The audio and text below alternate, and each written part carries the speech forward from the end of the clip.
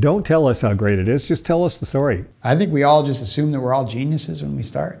Yeah, you know, pretty much. Most of us aren't. We don't want to hear this is your first pitch. We don't want to hear, you know, you haven't done this much. We don't want to hear that you practice this and that you know exactly what to say. We want to see if you've got the goods, and that is the story. Like Mark Twain said, don't tell us the fat lady is going to sing, bring her out and let her sing. So a lot of the times people are writing screenplays because they're writing what they've seen already, because they think that those are the movie moments that make the film, instead of realizing that movie moment mattered because of who those characters were and what they were trying to get done. It means absolutely nothing in your screenplay. Screenwriters are failing to tell a story. They're failing to realize that structure is a way to maximize the impact of their story, and that they are ending up presenting a situation instead of telling a story. One of the most difficult things for writers to really embrace is this idea that at the very foundation of any story is a visible goal that the hero wants to cross at the end of the story. They'll get so caught up in the inner journey, in the depth or dimension of the character, or in the themes they want to deliver, or they'll just think the premise is good, so they get lost in a thicket of events and plotting until finally they're just coming up with new ideas and adding idea after idea, and it becomes so complicated and so confusing that there's no story there. One of the illnesses of education is they reward the mind. And in storytelling, it's the heart. And so you want to look at your vehicle as your heart and the steering wheel as your mind, right? In story. And so I said that wherever we go, we need to be in the heart. The mind just steers us in the direction we need to go. It should help us navigate. It should help us rearrange the speech or the script that is the puzzle. But it's not there because it's a feeling. It's like music. If you don't hit the beats, then the audience won't feel it, right? Essentially. We're flawed people, and those flaws are going to somehow come out on screen. One of the interesting things is our story choice always comes from whatever's inside of us. So I think it's interesting when, you know, I'm a high concept guy. I come up with a bunch of ideas, and every idea I come up with is me. And part of the job, once I come up with a high concept, is to trace it back and go, why is that me? And once I find why it's me, then I can explore that in the script better than just do the surface version. And I think bad high concept movies are just the surface, what if he's an alien? What if he's whatever? And it's like, it's the surface story, not the internal story. And the internal story is what makes it human and what makes the audience relate to it. Writer forgetting about the most important part of his story, which is the audience. His audience, the reader, the audience is the most important part of the story. And when you forget it, they know. The reader knows that you've forgotten him. And then they're tuned out. They close the book. But I've done this myself many times, which is write something that is personal to me, that I think I felt something deeply about, so audiences will too. And one hopes they can pull that off. And there are some pitfalls in that approach that often happen. One of them being that we so internalize what we went through, what we were thinking and feeling, and why it mattered so much to us in our life, to put it actually on the page in a way that audiences looking at a character based on us, having experiences based on ours, for the audience to get those things that are internal to us is harder than it looks. And often just because we felt it deeply doesn't mean that we can write a character feeling that same thing deeply and the audience will get it. Sometimes they will, sometimes those are the best movies, but a lot of times they won't. And a lot of times that thing that we went through in our personal life that mattered so much to us doesn't necessarily have the ingredients of an entertaining to watch story. I have a thing I'm trying to accomplish, and that's what story is. I have a thing I am trying to accomplish. I am a character, and I need to get this thing, and it will be a more interesting story if there's something in the way. If I am a character, I'm trying to put a suitcase on a train, and I go and I put it on the train and nothing happens, it's a very short, boring story. If they're carrying a suitcase and another person comes and they steal the suitcase, it's more of an interesting story. And it's a more interesting story if that person's got something important in the suitcase. If it's just a suitcase, they can say, oh, somebody stole it. Oh, well, I'll go get another one. Not that strong a story. Every story is about a character trying to accomplish something and having an obstacle. And what they do, what action they take in the face of the obstacles is your story. So many writers think that writing an outline is figuring out the plot. Okay, and there's something very satisfying about coming up with a plot. There's something like, oh, I've got it. But here's the problem, is that, again, Einstein says you can't solve a problem at the same level of consciousness that created the problem. Every story begins with a dramatic problem. And what happens, every writer's had this experience, you get really excited by your premise, and you start writing it, and you get halfway through, and then you get stuck. And then you're trying to make these characters interesting, but you feel like they're just, pieces on a chessboard that you're trying to move around. And so it's important to understand that story structure is not about plotting. Story structure really is the DNA of your protagonist's transformation. And so what you really want to do is you want to start to be curious about your protagonist's dilemma.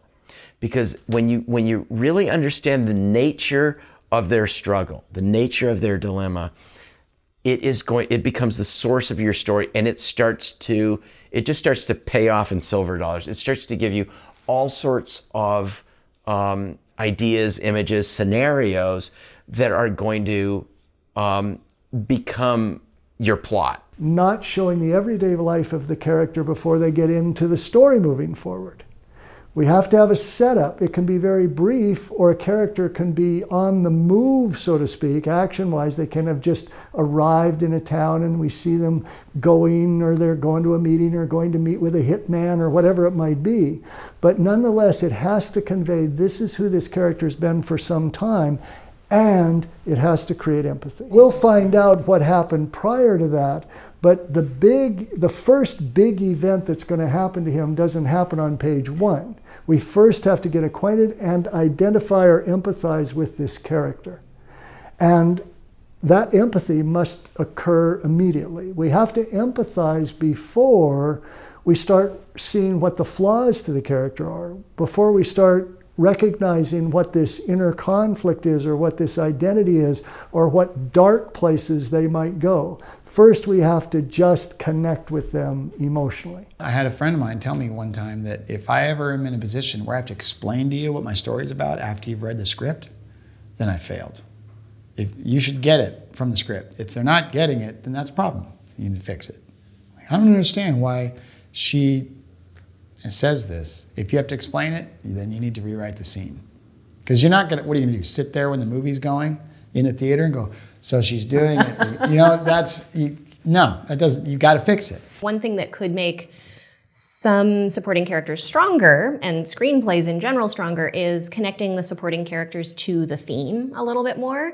I think sometimes writers throw in, the wacky sidekick, or, a supporting character who's just really colorful and there for comedic effect, or, a sort of a distraction from the A story.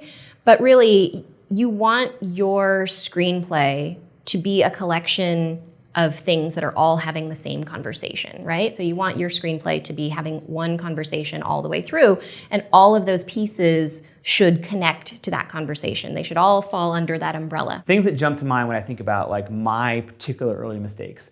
I think one, I was a little scared of trusting my own point of view. I think I was relying too much on the models of screenwriting, looking at books on the hero's journey and 3-act structure, and now some of the more evolved stuff. I was obsessed with those things. I was trying to find an answer in them. And at the end of the day, I do think that they have some use, but no, for me, I realized when I just let go of that and just ask myself just core emotional and dramatic questions, first of all, actually, sometimes it would result in stuff that actually had that structure anyways inherent in it. And even when it didn't, it still worked. If you want to imagine the climax of your story, remember that we want our protagonist to be active through the whole story. You want to have an active protagonist. And the challenge for writers is that we tend to be sort of passive observers. We're always watching what's going on. And so when we sometimes put ourselves into the protagonist situation, sometimes the protagonist can be the least interesting character in the story. And so you want to find a way to make them active. Their lead character has a bunch of people coming at them and doing things, saying, oh, you should do this. And he goes, okay, and he does it. If it doesn't come from within the character, then you've got no choo-choo pulling the train. It's not pulling the story train. What you've got is a caboose pushing it. That doesn't work, okay? You need it pulling it and going somewhere. A lot of people will write pages and pages and pages of activity, but activity is not action, right? Action is intentional, right? People are taking intentional steps towards a goal. Activity is just anything. I went to a party, I sat in my house, I watched TV, I did X, Y, and Z. But if that isn't attached to you actually trying to reach a goal, then what am I watching? Monologues. Oh my God, I used to write some obscenely long, pretentious monologues. As you can probably tell, I'm very opinionated about things, kind of philosophical about things. And I would put way too much of that into my characters, and it was annoying. First thing you have to understand about dialogue is that it's got to be connected to the character's desire line in the scene. In other words, if a character has an objective, an intention in the scene, the dialogue has to match that intention. And what I see a lot of times, especially with exposition and information, is that a character is saying all that information, and you can tell that it's really the writer's objective. In other words, the writer wants the audience to know this information because they think, okay, the audience needs to know this and this and this and this, so the character is going to say this and this and this and this. And that doesn't work because scenes and dialogue are about a character's intention in the scene. Everything a character says is matched to what that desire line is. So anything that doesn't belong to that doesn't fit. And you can tell whether it's the writer wanting to know that information, wanting the audience to know that information, whether it's part of the character. On-the-nose dialogue could be one of the worst. I like to say sometimes that talking heads dialogue, where it's just two characters talking to each other, kind of at each other, and then Q&A sessions are the worst. And that's where one character keeps asking another questions, and then they just keep answering it. So it's almost like an interview. And if that goes on for too long, it really tires out the reader, and it just gets really what we call on the nose. 70% of your exposition does not have to go into your script. It can be all in your because all you have to do is set up a visual cue with an action, and then cut to the end result of that action, to the aftermath. And just by doing that, just by putting one picture here, all right, and then putting the end result of that picture right over here, you've downloaded you've uploaded your exposition. Done. I can relate to this as a writer. It was one of my biggest struggles, and I never overcame it. And it's part of why I stopped writing. And I see a lot of writers with this struggle. If you are so afraid of rejection, then it makes you, or it can compel you, to be the kind of person that you think people want you to be. And this could be true as a son or a daughter, or a spouse, or a writer. So you start writing in a way that you think is what people are looking for, and you're scared of writing in a way that could offend people.